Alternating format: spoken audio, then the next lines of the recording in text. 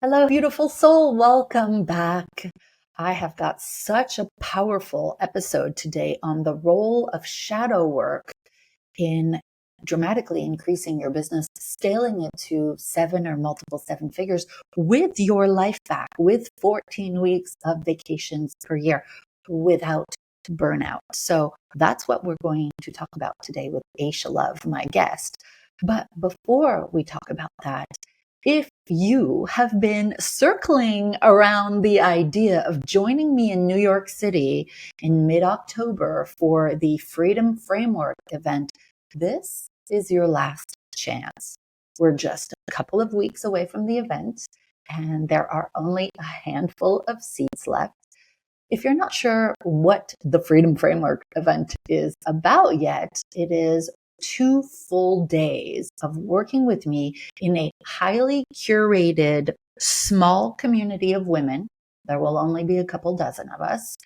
And this is about you mapping out your personalized strategy to 7 figures. So we're going to work on the strategy, but also we're going to work on the mindset, the nervous system regulation, and clear the real blocks that are keeping you stuck that you're probably not aware of. So we're going to do mindset in real time. And it's actually a big portion of what we do at the Freedom Framework event. I'm there with you.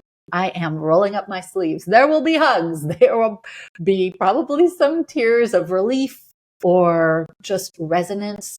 You will leave with clarity, a plan, systems, resources that you didn't have, that nervous system relief that you probably need, and that custom 90-day plan so that you can move forward feeling supported and free. So if your body knows that it is time, let's talk. Okay. This is just for 6 and 7 figure business owners. Like I said, it's a highly curated mastermind, and we can just chat to see if it's a fit. I'm going to ask you some questions to see if it's a fit for you, and you're going to ask me questions to see if this is something that makes sense for your next move. So in the show notes, you will see a link for the Freedom Framework event, and click on that. Watch the video montage of what it looked like the last time we did it, which was in Paris, and then book a time for the 2 of us to talk. We're just going to talk for 15 minutes. The link is in the show notes, or you can just go to boldheart.com/FFE, and I'll answer your questions and help you decide if this is right for you. Don't wait. It's happening in just a couple weeks, okay? Now let's go into today's episode. I hope you love it.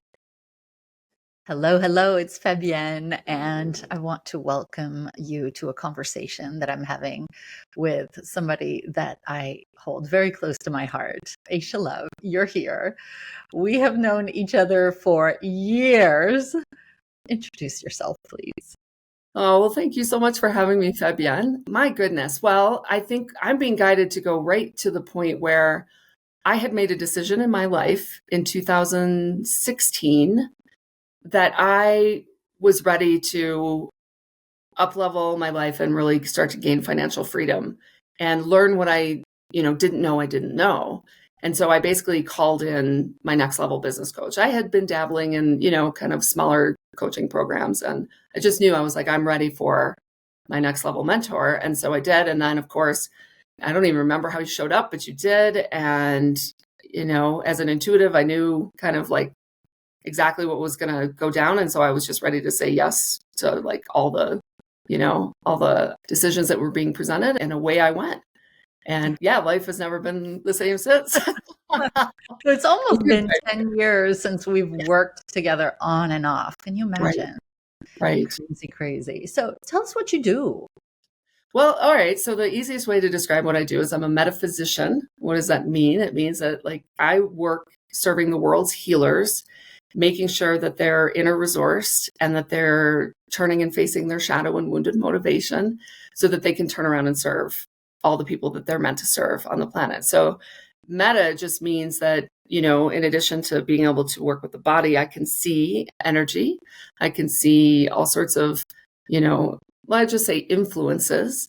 And I use my body as a proxy for someone else's. And so I get laser guided focus by a person's higher self and spirit team. I'm just kind of, the instrument. So I get this fun job of helping people realign themselves to their soul purpose and clear out all sorts of blocks on the daily. Yeah, I will never forget the time that while we were working together, I was doing a 3-day mindset event. I forget if it was Orlando or Florida, I don't remember exactly where it was, but you went to my team and you said, I love Fabienne's work. I want to really help out. Can I come into the ballroom before the event starts? And can I put a pillar of light or something like that? And my team was like, I don't know what to do with that. I'm like, oh, it's Aisha. Of course, please let her in. Can you describe what you did that day? Yeah.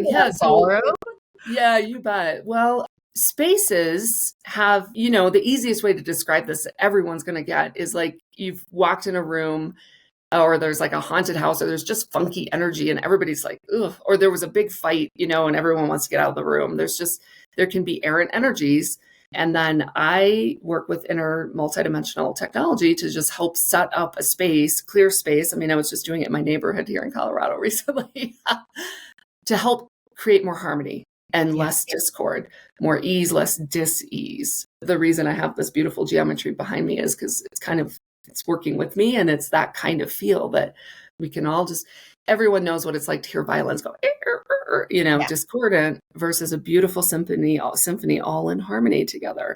So that's the best way I can describe it. And how I do what I do is hard to explain because it's just innate. And that's always kind of a message I give people. It's like, you have no idea what you're capable of. So put yourself in service, be willing to be more visible, and just see. And you might be amazed at what kind of innovations come through you. Yeah. From the heart of service. Yes. And I remember after that 3-day event, there were huge transformations in the room. And, that's what I do. But I felt like you're clearing out the energy or putting that pillar of light or whatever it is that you did really was beneficial. And what I really appreciate, and one of the reasons why I wanted to have you here on the podcast, is because I'm always talking about the alchemical marriage of the masculine and the feminine in growing your business. And somebody first hearing this could be like, what are you talking about?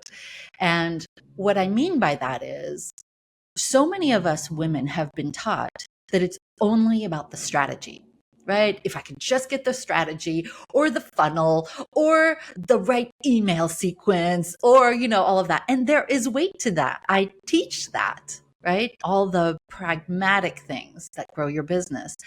But until a woman who's looking to scale to the next big level in alignment with her purpose and what she's here to do on this planet, until she starts to also look at the feminine energy, which is the energy and the intuition and all of the less practical, and even some of the things we're going to talk about today, the shadow work, the mindset, all of that, there will almost always be one of two things: stagnation or burnout. Yeah. And so whenever I'm teaching, I'm always teaching from the masculine perspective of, okay, here's your strategy, here's the pragmatic systems, and let's talk about team and let's talk about marketing.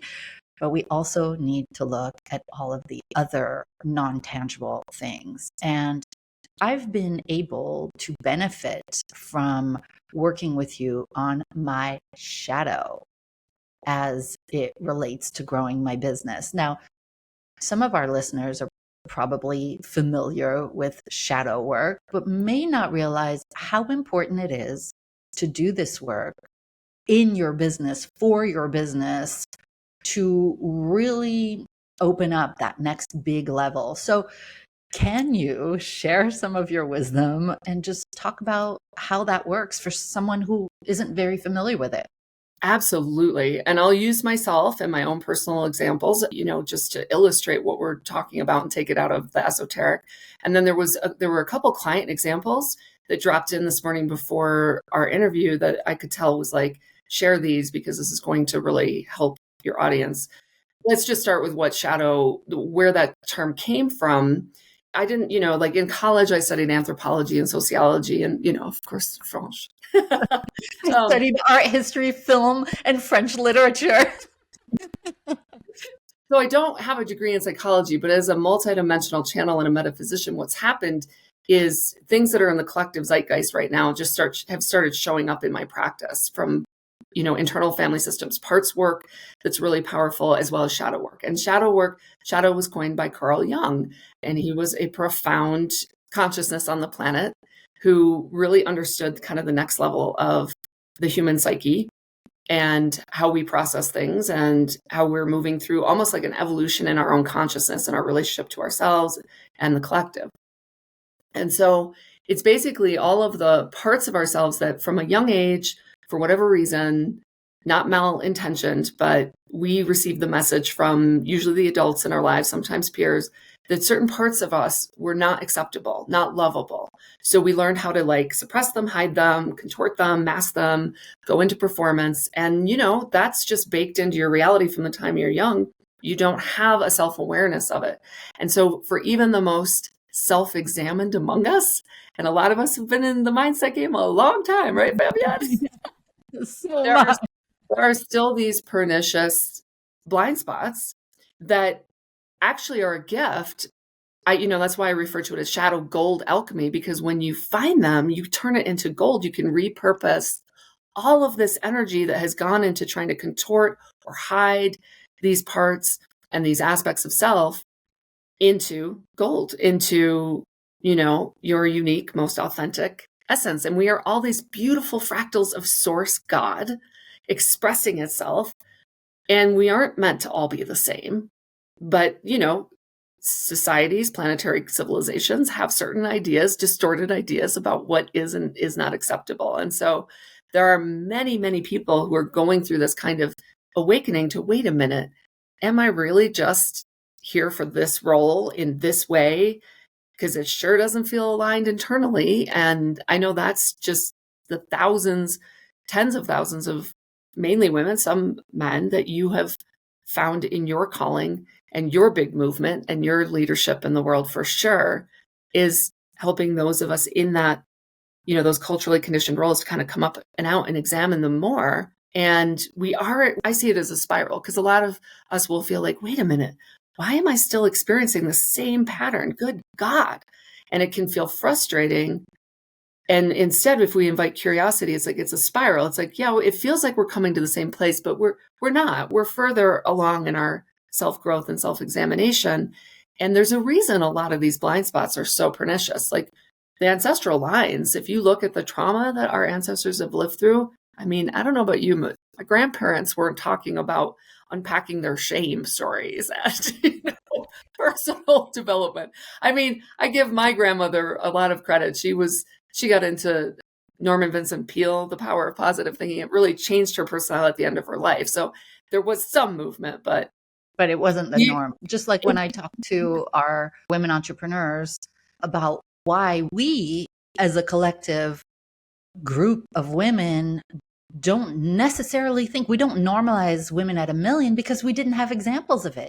Our mothers weren't at 1 million. How many women entrepreneurs did you know at 7 figures when you were like, let alone our grandmothers and great grandmothers? So that's not part of our collective consciousness. It's becoming, right?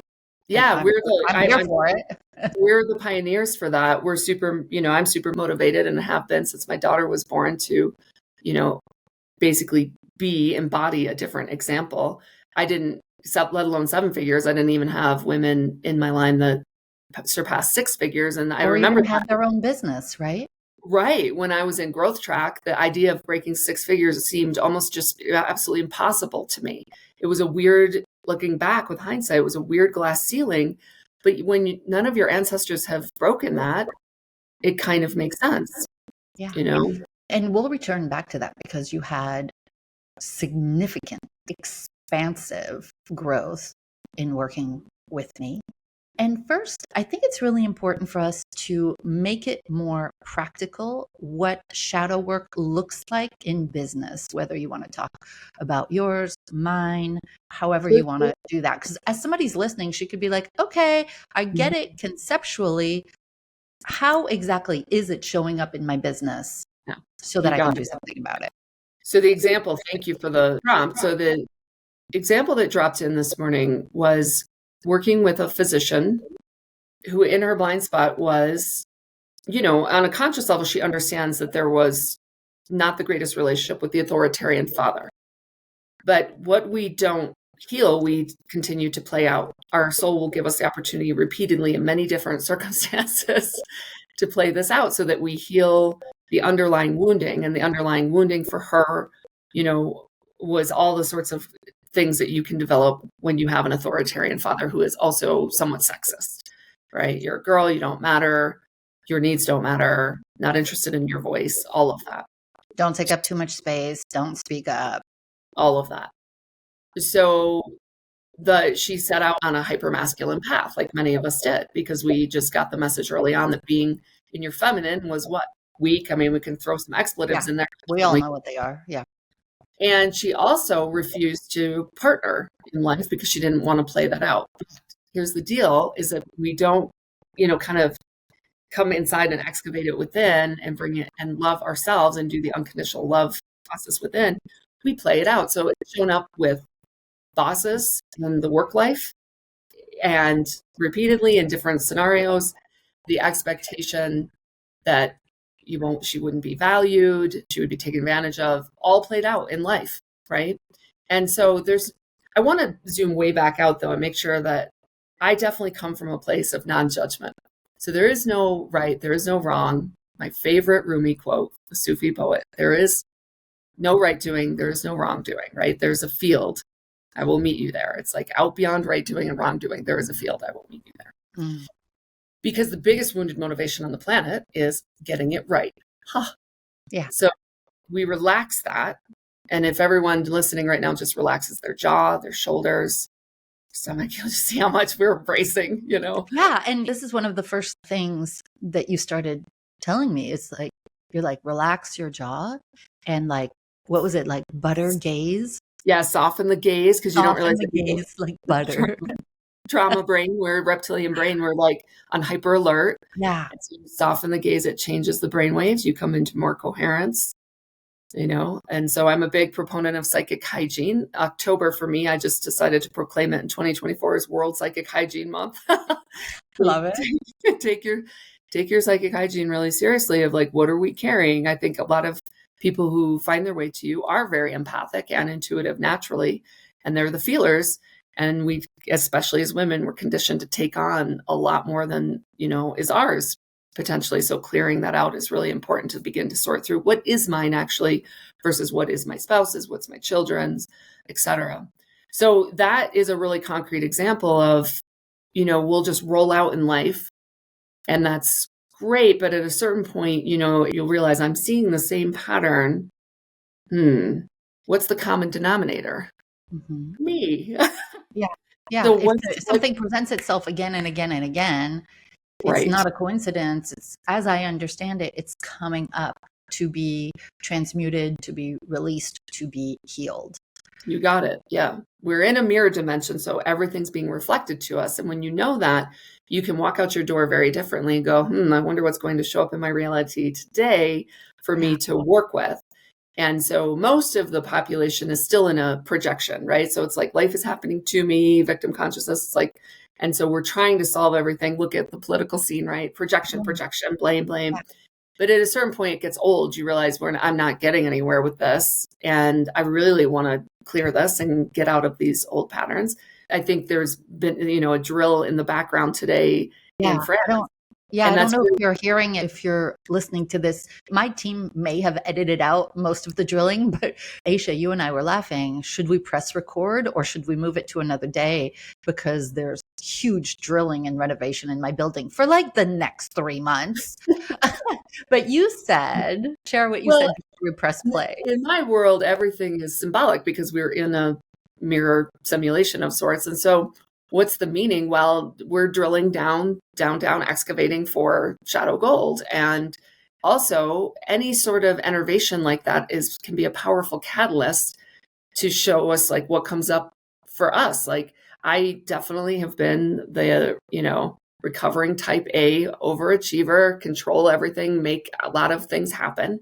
And my big course correct in life and my big shadow that I have really come to terms with in the last few years has been, I have to do it all on my own. Yeah. I'm not supported.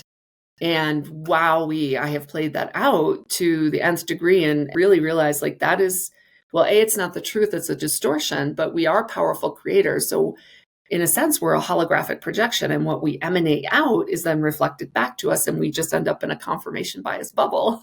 Yeah. That at a That certain what point, we believe, we then in a way manifest again and again and again. I'm really glad that you're bringing up this hyper independence, this control enthusiasm. You know what, I like to talk about it that way. We're not control freaks, we're control enthusiasts. Because so many of our wonderful women who make their way to Bold Heart are high achievers. They have a healthy ambition, big hearts. Often they're empaths as well, but they come in with a lot of this, you know what, it's got to be done by me, hyper independence, control. What I think happens is that when we have the role of doing everything ourselves, we end up burning out. yeah, Or we become the bottleneck in the business. There's nothing wrong with that, but it's for the way I approach it is often in childhood. I'll say, who was the critical parent? And they'll say, how did you know? And I'll say, because you got conditional love, not unconditional love, conditional love. If you had everything perfect, or if you worked harder than everybody else. I have a friend who says, no one will ever outwork me. And while she has a very successful business, she does not have a life. And so that's one example of how that hyper independence and control shows up and has you stuck in your business. Now, what can be done about that? Like I use with our members, I use EFT, EMDR, nervous system regulation, a lot of those things. But tell us about how you help your clients do this. yeah, for sure. And well, I was going to go right back to what you mentioned earlier of the alchemical balance between masculine and feminine, and realizing that, I mean, I watched my clients get guided by their teams of spirit guides on the daily into more play. Mm. We can't play when we don't feel safe, but then it can become a weird feedback loop where we don't play because we don't feel safe, and then we don't feel safe because we're not playing. And there's, to disrupt these old patterns is to start to begin to reclaim a different way of being that was before the conditional love, right? Because children come in and they're naturally open, you know, they don't have opinions fixed and they aren't walled off and fortressed and defended up yet. So they're wide open. So it's a process of like starting to undefend the heart, bring the walls down, open ourselves back up, choose to be vulnerable through visibility and exposure. And the fastest way to interrupt the nervous system patterns is to engage in playful activities, literally skipping around. I was just going to mention that when you first started helping me, one of my first assignments was to go skip down the street. That's right. And I was like in fight or flight, freeze. I could not go skipping down the street because I've been bullied so much, and in the past, I never felt accepted being both a French girl, never French enough, and an American girl, never American enough. And so this hypervigilance of like, don't do anything that will have anybody reject me. So skipping down the street in Paris where like people live in their heads, not in their bodies, was like, are you freaking kidding me? And then you said to me, I want you to go find a swing in Paris and swing. And I was like, what? Swinging? And I could not find a swing in Paris. I ended up finding one right outside of Paris one day. But I actually sent you a video. Like, it was a huge breakthrough for me to send you a video of me skipping and to send you a video of me swinging. And this shadow, right? This is shadow work. And the way I'd like to tie in for those listening is the reason why this helped me in my business is because I knew I wanted to get to my next level, but the deep, crippling fear of being judged and criticized for taking up more space on the internet, for quadrupling or more my social media presence, it just prevented me from getting out there because I was so afraid of rejection. Is this kind of what you're talking about? Absolutely. Absolutely. The, early wounding, but then also it can be traumatic wounding, like bullying for sure. Yeah. But there's all the microaggressions of the culture against the feminine, against you, just being your authentic self, like laughing loudly, for example. Different cultures have different norms. It's fascinating to see what's acceptable and what's not. And to the point, it's all conditional love. And when we develop unconditional love within and for ourselves, we kind of become bulletproof. Like we get to go out and be our most authentic self from a place of joy, not from a place of having to prove anything, just from sheer joy. I will often use the example of Van Leeuwenhoek. He invented the microscope, and he was considered a weirdo. The town thought he was strange for talking about wee little beasties he saw under the microscope that he invented. He was not professionally trained, so, the establishment was very skeptical. And yet, Fabienne, here we are some 400 years later, and microbiology underpins the entire modern healthcare system. So I use that as an example to help people sometimes get out of their own way and have the courage to just do things that might seem scary. But, when I tapped the field on what drove him, it was his joy and curiosity.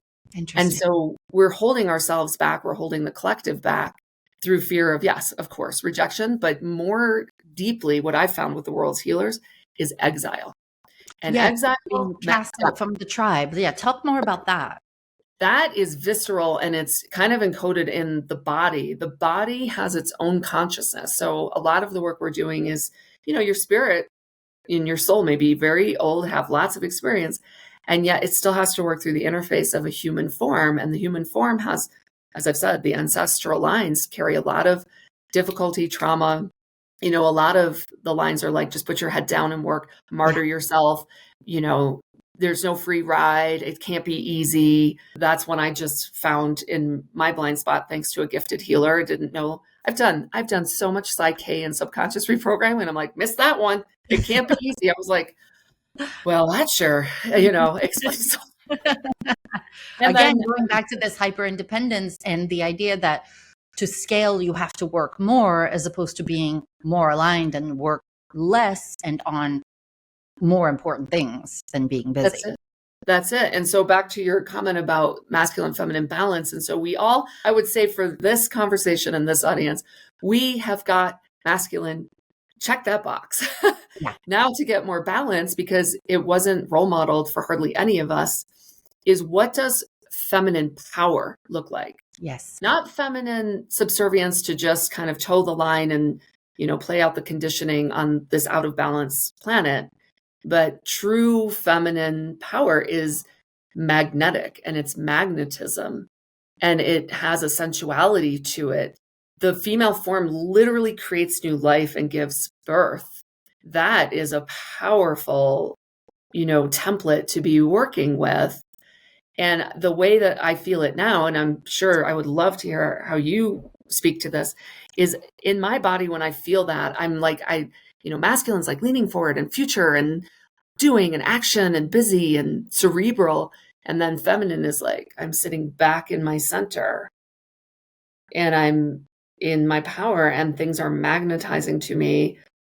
And it feels very calm, and it's not up here. It's more down in the heart and down in, like, look at us both wearing orange today, the color of the second chakra, the womb space, the creation. And this, what I'm being shown and I can feel now in my own body is, this is when you kind of can get into this little bit of that Civil War, push and pull between the head and the heart and the head and the body, where the ego has all these ideas from the conditioning of the hypermasculine versus the body's wisdom to allow.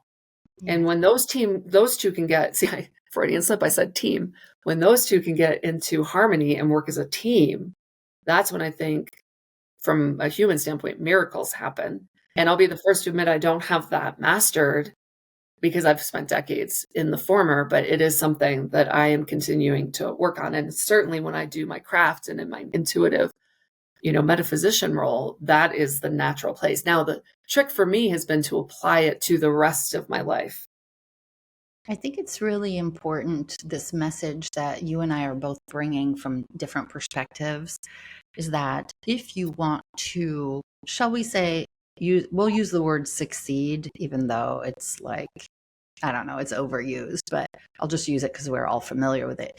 If you want to succeed in your business, if you want to succeed in love, if you want to succeed in your life, you do have to take the actions. But if there is a part of you within, this cognitive dissonance where a part of you says, yes, I want to grow, but your subconscious is screaming, no, it's unsafe. Yes, I want to make more money. No, you can't handle it. You don't deserve it. Women can't handle money, properly. Or yes, I want to be more visible. I want to increase my followers. I want to increase the impact, my footprint in the marketing space. But no, you will be judged. You will be criticized. It's not safe. There is no way that you're going to succeed. If you want love, but you believe that love is unsafe or you will be hurt, Yes. then you could go on all the dates, but you will sabotage it every single time. So to land this plane, it's the idea that if you just act in the masculine and do without looking, somatically speaking, subconsciously speaking, energetically speaking, at the parts of you that are not in alignment and they are actually in opposition with your big dreams, you're not going to go far. All of that to say, energetic work, body work, wound work, in terms of shadow work, all of that, I believe, is a huge part of, quote, success. And you need both. Otherwise, you're going to be driving with one foot on the gas and one foot on the brake. Yeah, that's beautiful. I mean, there was a moment I hit it was a spirit medium at the time, was not taking off. And I remember asking my guides, like, what's going on? They're like, well, you have one foot on the gas, but you have a foot on the brake. Take a foot off the brake. And you also have your energetic billboards down because you don't want anyone to find you, fear of persecution and exile. So when I changed that, it was interesting to watch how then it started to take off, Yeah. And we have these protector parts for a reason. They're trying to keep us safe, but then they kind of outlive their shelf life and they become more of a liability. So I find in my parts work in sessions with people, I'm always having to talk to the guard, and the gatekeeper, and make sure that they feel heard and that we're thanking them for the job they're doing. But please, can you just step to the side and maybe be more curious about what could be, Yeah. And to your point about there's a lot that is coming out now about our different attachment styles that I think is really important for people to look into for themselves. Because I'm almost 50 and I'm like, this would have been helpful in high school. Fearful, avoidant, anxious attachment styles tend to be the two extremes, and we're all kind of on a spectrum versus securely attached. And I don't know many people that grew up in a family that just felt super safe and unconditional love. So everyone's kind of working on that. When you understand your style and the dynamic you're playing out, it'll just give you a lot more insight into navigating all of that in a way that doesn't feel as confusing, So you work with a lot of healers, and I consider myself a healer, even though you could see me as a business coach, you could see me, as a strategist. I am also a spiritual teacher and healer. I just happen to do it while helping you get to 7 figures without burnout and with lots of vacation. How do you work with healers specifically? Because I know that that's your sweet spot. How do you? Well, I definitely want to reflect for everyone that, Fabienne, you heal. And the term healing to me simply means bringing back into wholeness and imbalance. So if there's distortion, think of like a car that has one wheel that's got a wobble, you amplify that, go at really high speeds, the whole thing's going to come apart. So you help women heal their self-concept, especially related to their potential, their earning potential, their financial sovereignty potential, all of that, right? And it's very powerful work. I'm feeling my emotions come up as you're saying this because I believe in this so much. It is why I do this business coaching, but from a spiritual perspective, in the sense that I believe it is time for women to have dignity and to have sovereignty. And the way that I have found to do that is when women make their own money, and lots of it, because then they have a voice and they have a choice in a world that still doesn't really respect the feminine voice. So I'm here in service of the divine feminine by helping women get to 1 million.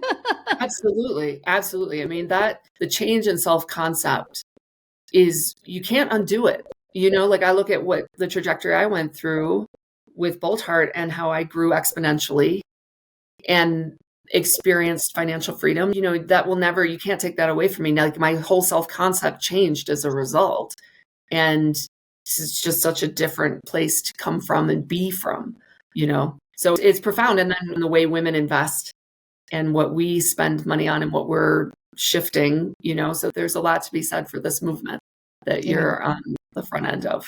When you were in Bold Heart, what was it about working with me and being in the program that created such exponential growth? Do you mind sharing it with those who are listening, who, maybe they've been listening to the podcast for a while, maybe they're reading my book, The Leveraged Business, and they're thinking, maybe I should work with her, but I don't know much about the program. What would you say helped you grow exponentially? Yeah, well, two things. One was just listening to all the stories. So there was just primary evidence that this was possible. To your point earlier that you made earlier, we didn't grow up with a lot of these role models. And so just seeing that others had been doing this and it was possible, that, obviously planted a seed and helped me understand, I'm not trying to defy gravity here. And then it was really just following what you laid out, because, you, like all healers, you forged your own path, found a way through this crazy jungle called life, and then just turned around and said, hey, I think I found a way. Here's the roadmap. Use it if you want. Let's see how you do. And then lo and behold, it works, And I would say that for so many people in all their respective fields, be willing to push the boundaries of what you think is possible, because there are all sorts of people, some of them unborn, I'm being shown right now, that are waiting for you to move forward with your heart's desires, which is your soul plan. Yeah. And you can trust that despite all the conditioning to the opposite, And so to your question about what do I do? I mean, that's on the daily. What I'm doing is helping people just recognize where they have parts of themselves in shadow that, meaning for whatever reason they found unacceptable, bringing them into the light, healing that so there isn't that imbalance. They aren't contorting themselves, repeating the same patterns, and then they can move forward in full alignment with their soul plan, which lights us up like nothing else. Right? I mean, the emotion you experienced earlier, having your amazing soul mission reflected to you, is just an indication of truth. And so to trust that, I will burst into tears when there's strong truth for our client. I mean, the heart just goes, expands. Yeah. But we've been conditioned to ignore the heart and listen to the head, and we kind of a little bit inverted. Yeah, absolutely. And I think, just going back to your work, that what may seem silly as a business growth path, skipping down the street and hugging a tree, swinging on a swing, may seem silly and may not seem direct, but I will say that having done that work means that I do not have the fear of visibility that I used to have, because I'm not white knuckling through my business, through my life. Now I have this alignment and this resonance with being much more visible, being the thought leader, the creator of a movement for women, whereby I had those thoughts before, but there was a disconnect. And so doing this shadow work and going into the body and changing the energy is, I think, incredibly valuable. What I was just shown as you were speaking is that the body traps emotional energy. So all that fear and mistreatment earlier in life gets trapped, and we can't intellectualize our way out of it. We have to release the trapped energy from the body. And that's why, as strange as it may sound, skipping and swinging, it moves and clears energy that otherwise has the body like in just a chronic fight, flight, freeze, or fawn pattern. Yeah. And so I don't know if the audio is picking this up, but like the drilling is getting more loud. And I want to actually keep that in here. It's like an old part of me would have been like, you got to control this, Fabienne. You've got to like have everything be perfect.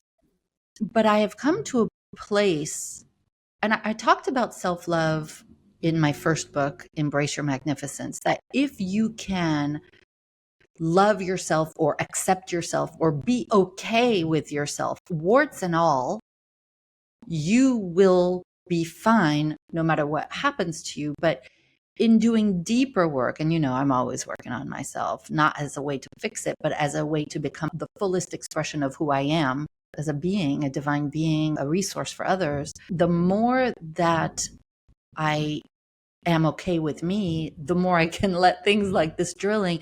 And if somebody complains, it's okay.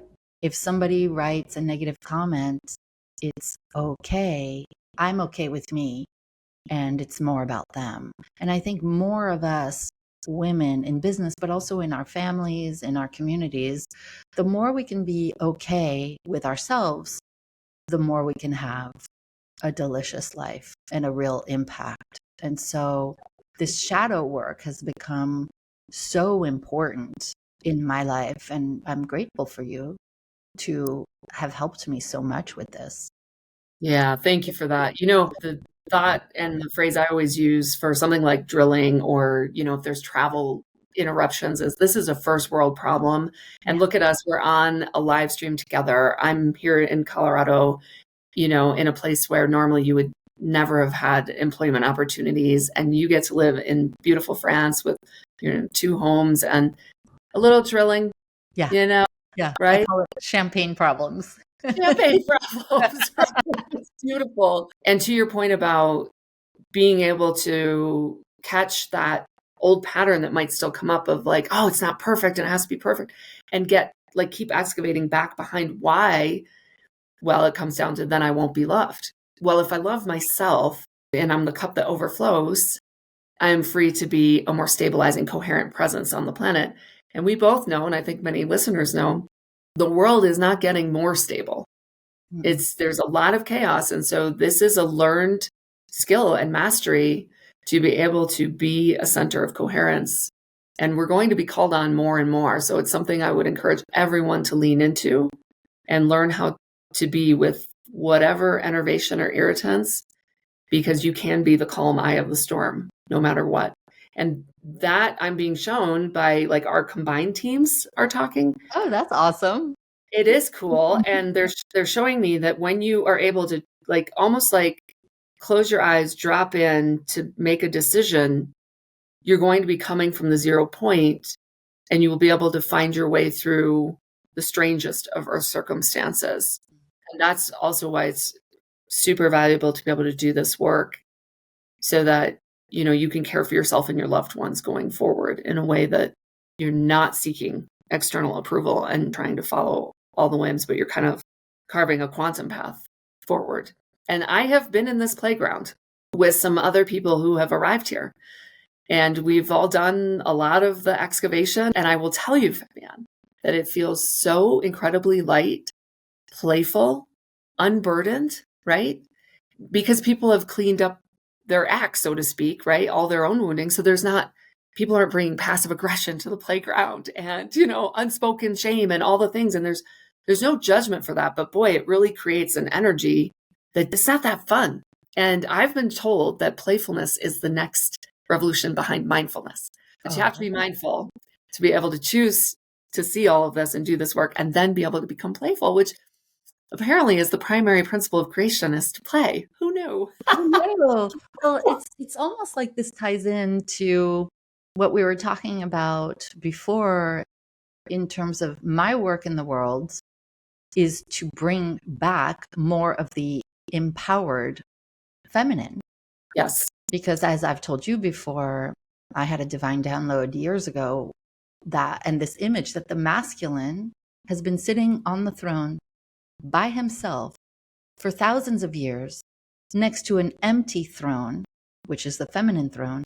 And because he's got nobody to play with and spar with, this masculine, energy, he's just getting petulant. And I'm saying all of this to say, ladies, it's time.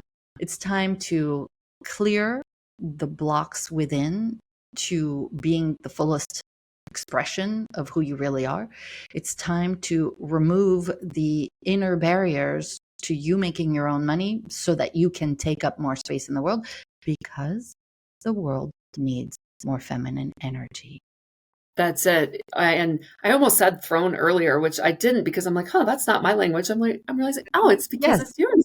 To sit in your center in your empowerment and on your throne, not in a place of power over, but as a power source. And that power source is I was just being shown, I think you used to use the analogy of like displacing unhealthy foods on your plate. Yes. Right. And that's what I'm being shown is like, this is a displacement. So everything that would kind of have been contorted and, trying to contract and not be seen displaces from within this powerful love presence that you are, coming from a heart of service, but also just the pure joy of creating expansion. The universe is expanding. So to be in an expansive state is in alignment with the all that is. You've been such a joy in my life and such a source of transformation. And I'm so delighted that I got to share you with my listeners today. What's the best way for people to start connecting with you or start learning from you or possibly working with you? What would be the first way to do that? Well, go back to World Psychic Hygiene Month. It's the daily grounding and clearing meditation that is free on my homepage at multidimensionalu.com or thefoundationisLove.com. That will transform your life, and you will clear all sorts of things out of your energy centers. And then, you'll feel lighter and brighter and just have more clarity, which is the number one reason people find their way to me. They're just seeking more clarity. Between you and me, Fabienne, and all your listeners, they're actually looking for permission to trust what they already know. I'm always telling people the permission train isn't coming. You have to give yourself permission. I so relate. I'm going to link those 2 websites that you just shared in the show notes. Thanks for offering that free gift for all of the listeners. What parting words would you like to leave? What insight would you like to have? And because you've been in my community for years, so who I tend to attract. What do you want her to hear right now? Well, as we were talking before we began, if I could go back and talk to my younger self, but you recognize there's a journey here. It's what my father, who crossed over in 2009, is always saying to me, hey kid, try to enjoy yourself while you're there. Just a little more joy. So like, I know the striving and the goals and like getting all the stuff done is really, it's exciting. And while you're doing it, if you can relax the jaw, soften the gaze, drop the shoulder. Butter gaze. Butter gaze. And become more playful, because we can be so goal oriented and then we get there and it's like, but it's what you say, Fabienne, how you do anything is how you do everything. So infuse everything with more playfulness and more joy. And I think you'll really like the results. And yet I will say the caveat that a lot of us that kind of got beaten out of us in school, like stop playing and sit down and be serious. So it's not going to be an overnight. It's almost like, just going to the spiritual gym, right? It'll be something to add back in and to really work with the system override. And if I could go back and do these last 8 years over again, I'd just be like, let's like lighten this up a little bit more, add a little bit more playfulness in. Absolutely. Grow your 800% in 3 years, like I did in Bold Heart, and learn and change your self-concept and all of that. And just recognize that this is a game. Try to approach it more playfully, and life will just be that much sweeter. Yeah. Thank you. So happy to have you here today. And thanks for all the loveliness that you shared. Everyone listening, I hope you loved it. Thanks, Aisha. Lots of love. Thank you, Fabienne.